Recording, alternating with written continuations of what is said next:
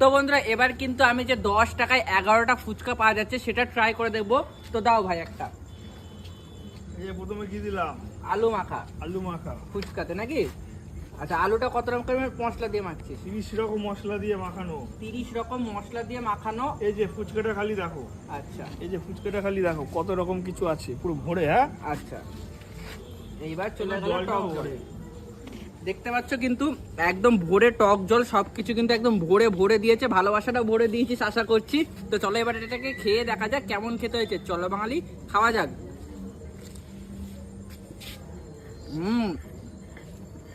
Test কিন্তু একদম ঠিকঠাক আছে। 10 টাকায় 10টা ফুচকা অনুযায়ী দুর্দান্ত খেতে হয়েছে ভাই।